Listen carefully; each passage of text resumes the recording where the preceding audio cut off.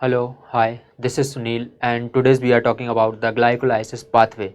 Glycolysis pathway comes under the chapter in photosynthesis.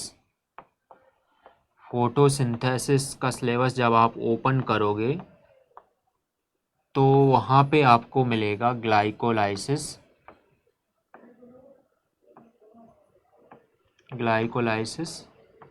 Pathway, है ना, जिसके बारे में आज हम यहाँ पे डिस्कस करने वाले हैं। ठीक है, ग्लाइकोलाइसिस पाथवे में होता क्या है? ग्लाइकोलाइसिस में ग्लूकोज का कन्वर्जन होता है पायरुविक एसिड में। किसका कन्वर्जन होता है? ग्लूकोज का कन्वर्जन होता है पायरुविक एसिड में। और कहाँ पे होती है ग्लाइकोलाइसिस पाथवे? ये होती है cytoplasm of this cell. Cell के साइटोप्लाज्म में ग्लाइकोलाइसिस पाथवे होता है। नेट एटीपी गेन कितना होता है? 8 एटीपी हमें अंत में मिलती हैं। आखिरी में जो रिजल्ट होता है वो कितना होता है? 8 एटीपी का। ठीक है, अच्छा एटीपी क्या होता है? एटीपी एनर्जी का फॉर्म होता है। एटीपी एनर्जी का फॉर्म होता है और इसका फुल फॉर्म होता है एडेनोसिन ट्राइफॉस्फेट। और ऐसे ही एक और होता है एडीपी। एडीपी का मतलब होता है एडेनोसिन डाइफॉस्फेट।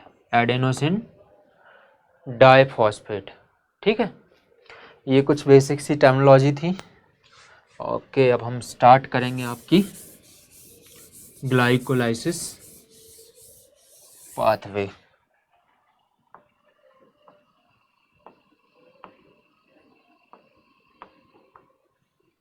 ठीक है, क्या देख रहे हैं हम? ग्लाइकोलाइसिस। तो यहाँ से स्टार्ट करूँगा मैं, थोड़ी सी जगह कम पड़ेगी नहीं तो।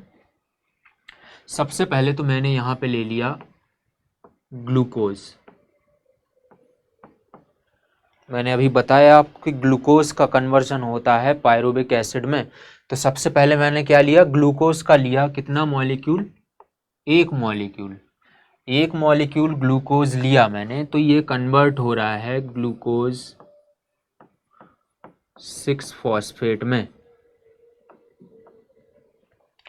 ग्लूकोज का एक मॉलिक्यूल लिया तो वो कन्वर्ट हो गया ग्लूकोज 6 फॉस्फेट के एक मॉलिक्यूल में। क्या हुआ यहाँ पे? यहाँ पे ये हुआ कि ग्लूकोज तो हमारे पास पहले से था, लेकिन छठवें कार्बन पे फॉस्फेट ग्रुप आके जुड़ गया। तो वो फॉस्फेट कहाँ से आया? किसी ने दिया हुआ? हाँ, दिया। यहाँ पे एटीपी ने दिया अपना एक फॉस्फेट और खुद कन्वर्ट हो गया एडीपी में। मैंने अभी बताया था एटीपी मतलब एडेनोसिन ट्राइफॉस्फेट और एडीपी मतलब एडेनोसिन डाइफॉस्फेट। एटीपी के पास 3 फॉस्फेट ग्रुप है, उसने एक फॉस्फेट ग्रुप दे दिया ग्लूकोज को और खुद कन्वर्ट हो गया एडीपी में। ठीक है, तो सर यहाँ पे कुछ एंजाइम वगैरह लगा? बिल्कुल लगा। कौन सा? काइनेज। क्यों लगा? हमने यहाँ पे क्या जोड़ा? फॉस्फेट ग्रुप जोड़ा। जोड़ने के लिए क्या लगाएंगे? एंजाइम लगाएंगे। कौन सा लगता है? काइनेज। ठीक है, अगला देखते हैं। अब ये जो ग्लूकोज 6 फॉस्फेट बना है, ग्लूकोज 6 फॉस्फेट कन्वर्ट होगा उसके आइसोमर में फ्रक्टोज 6 फॉस्फेट में। ठीक है, ग्लूकोज 6 फॉस्फेट कन्वर्ट हो गया फ्रक्टोज 6 फॉस्फेट में। यहाँ पे क्या हुआ? ग्लूकोज कन्वर्ट हुआ सर फ्रक्टोज में। कोई कन्वर्जन नहीं हुआ। ग्लूकोज और फ्रक्टोज क्या है? एक दूसरे के आइसोमर हैं। ग्लूकोज और फ्रक्टोज एक दूसरे के क्या हैं? आइसोमर हैं। सर आइसोमर क्या होता है? आइसोमर होता है, वैसे तो आपको ये केमिस्ट्री में पढ़ने मिलेगा, लेकिन यहाँ पे जितना काम है वो बता रहा हूँ। आइसोमर वो होते हैं जिनका फॉर्मूला तो सेम होता है। फॉर्मूला क्या होता है? सेम होता है, लेकिन प्रॉपर्टीज अलग अलग होती है। प्रॉपर्टीज क्या होती है? दोनों की अलग होती है। तो सर यहाँ पे क्या सेम है? ग्लूकोज और फ्रक्टोज दोनों में ही 6 कार्बन पाए जाते हैं। फॉर्मूला इनका सेम है, लेकिन प्रॉपर्टीज डिफरेंट है दोनों की। अभी प्रॉपर्टीज डिफरेंट क्या है, कैसे है, ये आप केमिस्ट्री में पढ़ना। ठीक है, तो यहाँ पे क्या हुआ, कुछ नहीं हुआ, आइसोमर में चेंज हुआ। तो यहाँ पे क्या लगाया सर, ये एनर्जी लगी क्या, क्यों लगेगी, यहाँ पे कोई ज़रूरत ही नहीं है। तो सर एंजाइम लगा होगा, एंजाइम लगा है, कौन सा लगा, आइसोमरेज। ग्लूकोज फ्रक्टोज एक दूसरे के आइसोमर हैं, इसलिए हमने यहाँ पे लगा दिया एंजाइम कौन सा, आइसोमरेज। ठीक है, एनर्जी लगी नहीं, ना ही प्रोड्यूस हुई। ठीक है, अगला देखते हैं। फ्रक्टोज 6 फॉस्फेट जो है अब कन्वर्ट होगा फ्रक्टोज 1,6 वाई फॉस्फेट में। फ्रक्टोज 6 फॉस्फेट जो है अब कन्वर्ट हो गया फ्रक्टोज 1,6 बिस फॉस्फेट में। यहाँ पे क्या हुआ, फ्रक्टोज 6 फॉस्फेट पहले से था, उसमें क्या हुआ, एक फॉस्फेट ग्रुप आके और ऐड हो गया, बाय फॉस्फेट लग गया, मतलब एक फॉस्फेट ग्रुप का क्या हुआ, एडिशन हुआ। तो ये फॉस्फेट कहाँ से आया, ये फॉस्फेट फिर से दे दिया किसने, एटीपी ने। बोलता लो मेरे पास बहुत है, तो एटीपी ने अपना एक फॉस्फेट ग्रुप दे दिया, किसको, फ्रक्टोज 6 फॉस्फेट को। तो अब फ्रक्टोज 6 फॉस्फेट बन गया फ्रक्टोज 1,6 बाय फॉस्फेट, और खुद कन्वर्ट हुआ किसमें, एडीपी में। तो सर यहाँ पे क्या हुआ, यहाँ पे क्या किया, एडिशन हुआ, किसका हुआ, फॉस्फेट का हुआ। और जब एडिशन होता है तो कौन सा एंजाइम लगाते हैं, काइनेज। काइनेज एंजाइम का यूज होता है, लेकिन अगर इसको थोड़ा सा और अच्छे से जानना है तो यहाँ पे लगा दो आप फॉस्फोफ्रक्टोकाइनेज। क्या लगाया मैंने एंजाइम, फॉस्फोफ्रक्टो। वैसे काइनेज से काम हो जाएगा आपका, लेकिन ठीक है अगर लगे जरूरत तो फॉस्फोफ्रक्टोकाइनेज। ठीक है, अच्छा ध्यान रखना, यहाँ पे मैंने ग्लूकोज का एक मॉलिक्यूल लिया, इसका भी एक बना, इसका भी एक मॉलिक्यूल बना, और इसका भी कितना बना, एक। अभी सिर्फ एक ही मॉलिक्यूल चल रहा है, क्यों चल रहा है, ये 6 कार्बन कंपाउंड है, और ये भी फ्रक्टोज भी कितना है, 6 कार्बन कंपाउंड है। ठीक है, यहां तक तो सब कुछ सेम है। अब देखो यहां पे क्या होगा, ये दो चीजों में कन्वर्ट होगा।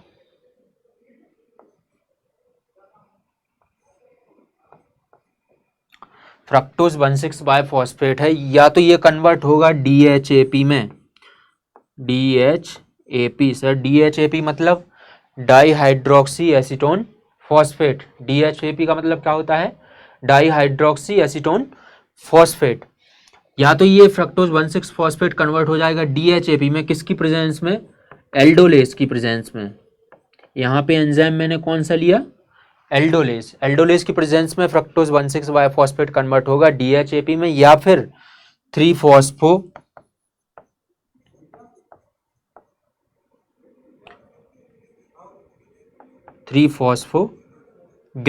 में। ठीक है, फ्रक्टोज 1,6 बाय फॉस्फेट कन्वर्ट हो जाएगा DHAP में, नहीं तो वो कन्वर्ट होगा 3 फॉस्फोग्लिसरेट में। अब यहाँ पे सर क्या है अंतर, देखो एल्डोलेस एंजाइम की प्रेजेंस में ये दोनों रिएक्शन होंगी, लेकिन अंतर क्या होगा, अगर ये जो फ्रक्टोज 1,6 बाय फॉस्फेट है वो कन्वर्ट हुआ 3 फॉस्फोग्लिसरेट में, तो ही आपकी ग्लाइकोलाइसिस प्रोसेस जो पाथवे है वो आगे बढ़ेगा। अगर वो कन्वर्ट हुआ DHAP में तो फिर आपकी जो ग्लाइकोलाइसिस पाथवे है वो आगे नहीं जाएगी। ठीक है, और ये जो 3 फॉस्फोग्लिसरेट है, थोड़ा सा गलत हुआ है, 3 फॉस्फोग्लिसरल डिहाइड, ग्लिसरेट नहीं है, यहाँ पे क्या है,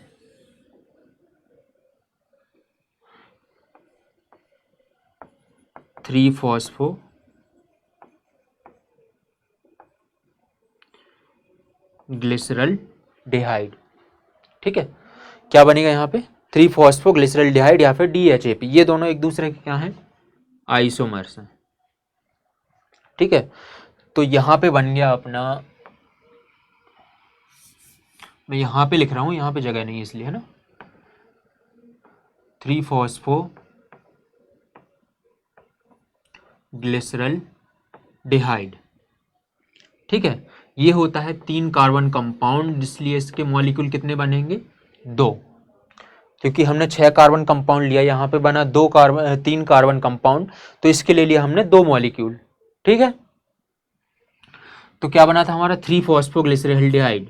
अब ये 3-फॉस्फोग्लिसरॉल्डिहाइड कन्वर्ट हो गया 1,3-बायफॉस्फोग्लिसरेट में। इसके भी कितने मॉलिक्यूल बने? 2। ठीक है, क्योंकि अब ये 3 कार्बन कंपाउंड बन के आगे जा रहा है। तो 1,3-बायफॉस्फोग्लिसरेट में कन्वर्ट हो गया कौन? 3-फॉस्फोग्लिसरॉल्डिहाइड। क्या हुआ सर यहाँ पे? यहाँ पे ये हुआ कि एक NAD आया, NADP आया और कन्वर्ट हो गया NADPH2 में।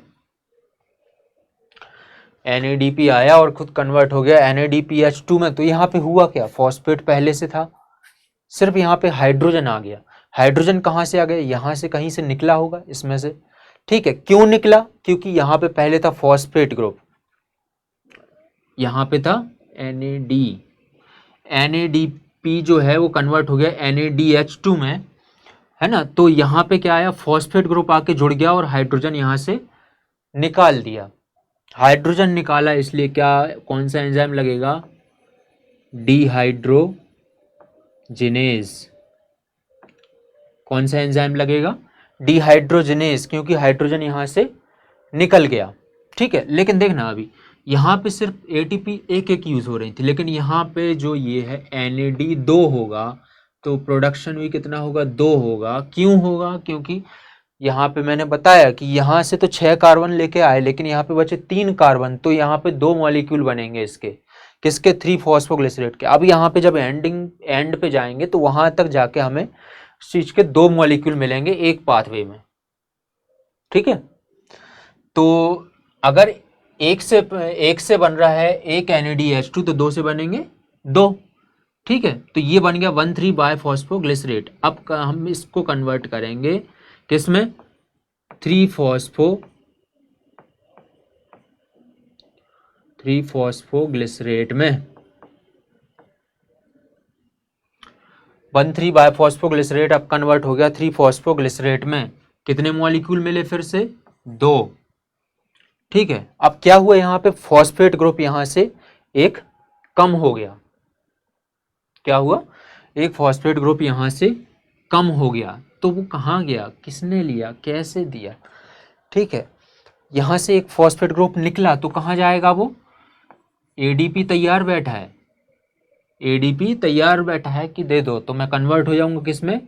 ATP में। एक फॉस्फेट ग्रुप जो पहले कार्बन पे था वो कहाँ पहुंच गया? अब इसके पास ADP के पास, और कन्वर्ट हो गया ATP में। अब इसके भी कितने मॉलिक्यूल बनेंगे? 2, क्योंकि समझ गए? ठीक है, तो ये था इतना। अब यहाँ पे क्या होगा? ग्लिसरेट कन्वर्ट हो गया 3 में, तो यहाँ पे भी एंजाइम लगा दिया मैंने। कौन सा? काइनेज। ठीक है, अगला देखते हैं। अब 3-फॉस्फोग्लिसरेट जो है कन्वर्ट होगा किसमें? 2-फॉस्फोग्लिसरेट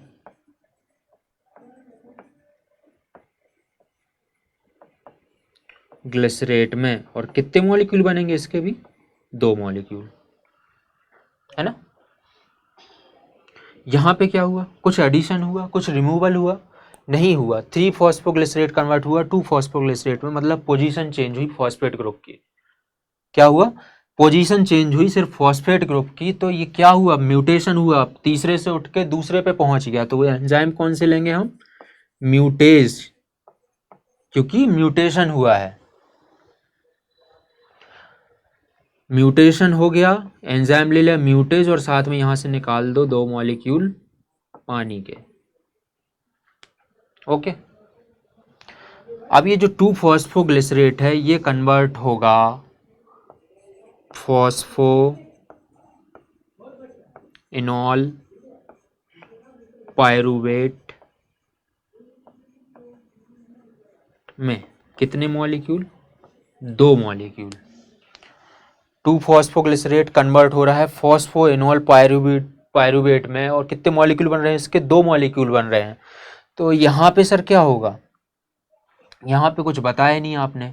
यहाँ पे सिर्फ इतना होगा कि ये जो एनॉल ग्रुप है, इसका एडिशन हो रहा है, किसका? इनॉल ग्रुप का। तो एंजाइम यहाँ पे लगा दो एनोलेज। कौन सा लगा दो? एनोलेज एंजाइम यहाँ पे लगा दो। ओके, तो सर यहाँ पे भी कुछ बन रहा है क्या? एटीपी वगैरह, 2 फॉस्फेट था तो 1 एटीपी यहाँ से भी बन जाएगी। कैसे बनेगी? एडीपी में एक फॉस्फेट ग्रुप का एडिशन हो जाएगा। तो इसके भी कितने मॉलिक्यूल बनेंगे? 2 मॉलिक्यूल बनेंगे, शुरुआत से बता रहा हूं मैं, है ना। अब क्या होगा, यहाँ पे जो है वो फाइनल आपका प्रोडक्ट बनेगा, फॉस्फोइनॉल पायरुवेट कन्वर्ट होगा पायरुविक एसिड में। फॉस्फोइनॉल पायरुवेट कन्वर्ट होगा पायरुविक एसिड में। तो यहाँ पे क्या लगेगा? फॉस्फोइनॉल पायरुवेट कन्वर्ट हो रहा है किसमें? पायरुविक एसिड में। अच्छा, थोड़ा सा आप देखना, काउंट करने की कोशिश करना कि आपका शुरुआत से हमें एटीपी का प्रोडक्शन कितना हुआ। देखो,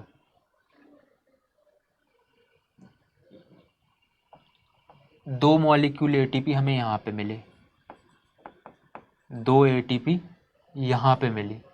उसके बाद 2 मॉलिक्यूल यहाँ पे मिले, 2 मॉलिक्यूल NADH2 के यहाँ पे मिले, एक NADH। अब कितने मॉलिक्यूल एनर्जी देता है? 3 मॉलिक्यूल एटीपी के। तो हमें यहाँ पे कितने मिले हैं? 2 मॉलिक्यूल मिले, तो 3 में 2 का मल्टीप्लाई कर दो तो कितने हो जाएंगे? 6 मॉलिक्यूल एटीपी हमें यहाँ से गेन हुए। ठीक है, तो टोटल प्रोडक्शन कितना हुआ एनर्जी का? 2 4 6 10 10 एटीपी हमें यहाँ पे मिले। लेकिन अगर बात की जाए नेट गेन की, तो यहाँ पे 1 मॉलिक्यूल एटीपी खर्च हुई और 1 यहाँ पे हुई, तो 2 मॉलिक्यूल तो हम पहले ही खर्च कर चुके हैं। तो वो 2 मॉलिक्यूल जो एटीपी हैं उसको आप यहाँ से कम कर दो, क्योंकि 10 हमने बनाई तो, लेकिन 2 खर्च भी तो किए हैं। तो कितने बचेंगे? 8 एटीपी नेट बचेंगे हमारे पास। और पायरुविक एसिड के कितने मॉलिक्यूल मिले हमें? 2 मॉलिक्यूल। मतलब एक ग्लूकोज का मॉलिक्यूल लिया तब जाके हमें कितने पायरुविक एसिड मिले? 2 पायरुविक एसिड मिले हमें यहाँ पे। ठीक है, इतना समझ में आ गया आपको? तो ये था ग्लाइकोलाइसिस के बारे में। ओके, अगली क्लास में हम कुछ और देखेंगे, हो सकता है क्रेब्स साइकिल पढ़ें। ठीक है, चलिए मिलते हैं फिर।